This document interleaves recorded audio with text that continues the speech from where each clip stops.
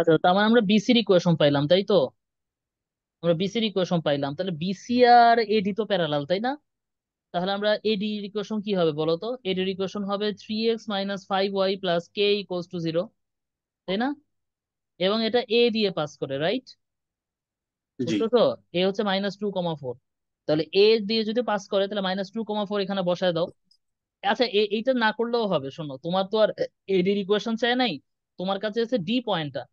এই ডি পয়েন্টের জন্য এত কিছু করার দরকার নাই, ডি পয়েন্টের জন্য তুমি এটাও করতে পারো। এডি আর বিসি স্লোপ তো সেম, এটা স্লোপ কত বলো তো? 3/5। তাহলে এডি এর স্লোপও সেম। এখন 3/5।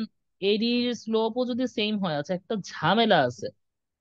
সেটা হইলো যে, ঝামেলা আছে একটা, ঝামেলাটা হচ্ছে আমি ভাবছিলাম যে ডি ডি কে আলফা বিটা ধরে করে ফেলবো, কিন্তু এটা তো দুইটা আননোন। আমি তো দুইটা আননোন বের করতে পারবো না, দুইটা আননোন বের করতে হলে ইকুয়েশন লাগবেই। ইকুয়েশন ছাড়া করা যাবে না। আচ্ছা, ইকুয়েশন লাগবে, ইকুয়েশন ছাড়া করা যাবে না। তাহলে ইকুয়েশন বের করি আমরা তাহলে। 3x - 5y + k = 0, এটা হচ্ছে আমার কার ইকুয়েশন? এটা হচ্ছে আমার AB A D equation, right? A D. তাহলে এখন এটা কোন পয়েন্ট দিয়ে যায়? এ এ হচ্ছে -2,4। এ হচ্ছে -2,4, ঠিক আছে? এ হচ্ছে -2,4, জি। তো এটা বসাই দিই, সেটা হচ্ছে -6 -20 + কে। তার মানে হচ্ছে কে এর ভ্যালু কত? 26। কে এর ভ্যালু যেহেতু 26, তার মানে হবে 3x - 5y + 26 = 0। এইটা আমি বুঝতে পারলাম। তাহলে এটা আমার কার ইকুয়েশন? এটা হচ্ছে এডির ইকুয়েশন।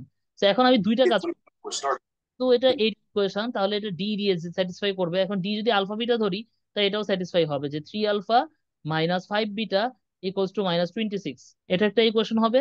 আর আরেকটা আমরা করতে পারি কিভাবে বলতো? যেহেতু আমি এটা স্লোপ জানি 3/5, তাহলে স্লোপ আমরা কি y2 - y1 এভাবে করে, তার মানে β - 4 এভাবে লিখতে পারি আমরা। β - 4 ডিভাইডেড বাই কত লিখতে পারি? আলফা মাইনাস মাইনাসে +2। বুঝতে পারছো? ওই ইকুয়েশন জি দিয়েও স্যার। কিন্তু আমরা চাইলে কাজ করে আরেকটা ইকুয়েশন বের করতে পারি। সো আরেকটা ইকুয়েশন যদি আমরা বের করি, তাহলে আমাদের কত আসতেছে? আসতেছে হচ্ছে 3α - 5β = -26। আচ্ছা, আর আচ্ছা, দুইটা সেম চলে আসছে তো। দুটো সেম চলে আসলে তো আবার সলভ করতে পারবো না, এটা তো আবার আরেকটা প্যারা। উম হুম। দুটো তো সেম চলে আসছে। আচ্ছা, আরেকটা তথ্য আমরা ইউজ করতে পারি, তাহলে এই তথ্য দিয়ে আমাদের হচ্ছে না, আরেকটা তথ্য আমরা ব্যবহার করব। আরেকটা তথ্য আমরা ব্যবহার করব, ডোন্ট ওরি। সেটা হইলো, আমাদের প্রশ্নে আরেকটা তথ্য দেওয়া আছে, সেটা হচ্ছে আমাদেরকে বলা আছে যে এই যে তোমার এসিডি, এসিডি হচ্ছে তোমার 90 ডিগ্রি, এই দেখো।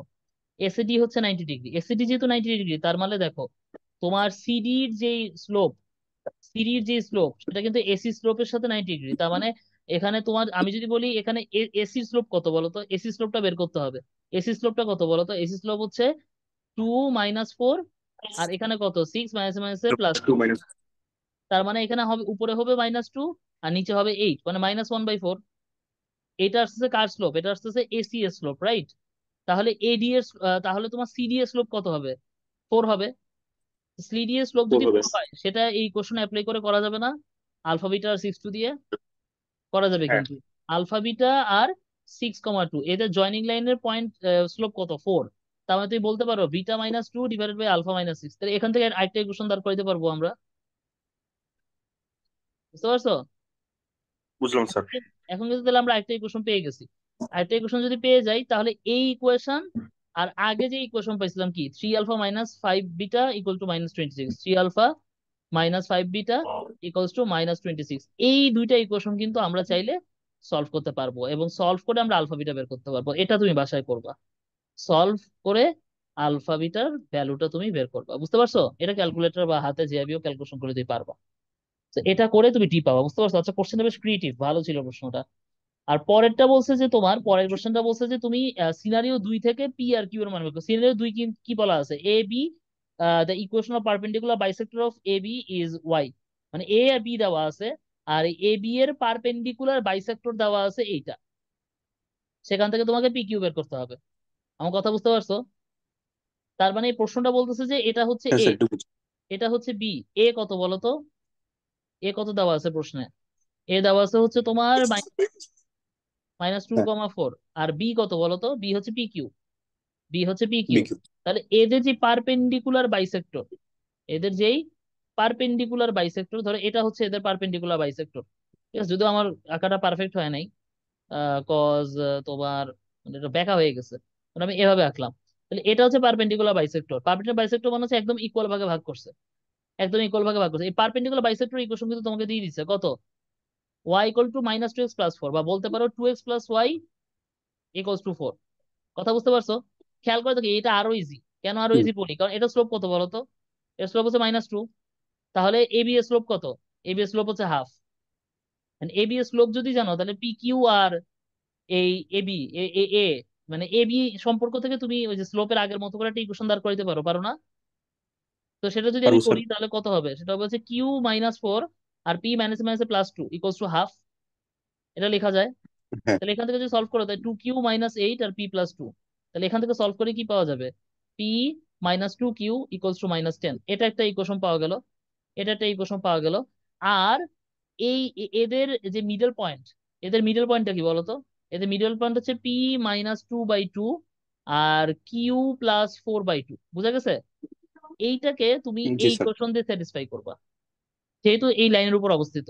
এটা যদি স্যাটিসফাই করো তাহলে কত হবে, two into p minus two by two plus q plus four divide two equals to four. বুঝা গেছে? তাহলে এই টু কাটা যাবে, তাহলে পি হ্যাঁ। Minus two, p minus two, আর এখানে কত আসবে, q plus four by two equals to কত হবে, ইকুয়ালস টু ফোর হবে। তাহলে এখান থেকে যদি সলভ করো তাহলে কত পাবা, hmm, two p minus four plus q plus four equals to four. তাহলে ফোর ফোর কাটা, কথা বুঝতে পারছো, ফোর ফোর কাটা। তাহলে তুমি কি পাচ্ছ, তাহলে পাচ্ছ two p plus q equals to four. তাহলে এইটা আর এইটা, এই দুটো সলভ করলে পি কিউ পাবা না? এইটা আসলে ওই আগের অঙ্কটারই একটা ছোট ভার্সন দিছে আর কি। বুঝতে পারছো? ওদের প্রশ্নটা সুন্দর ছিল, দুইটাই জি একই স্যার। ধরনের অঙ্ক দিচ্ছে, যে এটা পারবে সে এটাও পারবে। তো এইটা হচ্ছে সলভ। তাহলে আমি কিন্তু তোমাকে আসলে একদম হাতে নাতে করে দিই নাই, সবগুলা বুঝাই দিছি। তো তোমার যদি লাগে ভিডিও তো আমি হুম, আপলোড করে দিয়ে দিব, তো তুমি ভিডিও দেখতে পারো। ভিডিও দেখাচ্ছে আমার কথা হলো তুমি সময় দিও, তো বাসায় এগুলো একটু করো আর আরো কিছু কোশ্চেন সলভ করো, ঠিক আছে?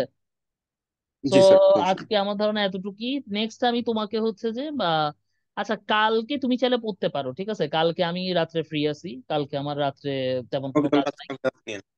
কালকে রাত্রে তাহলে আমরা একটা ক্লাস নিই, ঠিক আছে? কালকে রাত্রে আমি হয়তো এই ওকে স্যার। চ্যাপ্টার, আর তুমি যেহেতু সার্কেল পড়ে ফেলছো তাহলে সার্কেলেরও আমরা কিছু কোশ্চেন সলভ করতে পারি, ঠিক আছে? ওকে, তো ক্লাস করে একটু সব করে। তো তাহলে আমরা বিয়ে করে একটু করে ফেলি। আচ্ছা তাইলে আজকে এখানেই শেষ করে দিলাম, ঠিক আছে? ওকে, তাইলে আল্লাহ হাফেজ, আর রেস্ট নাও আল্লাহ তুমি। হাফেজ স্যার। আচ্ছা।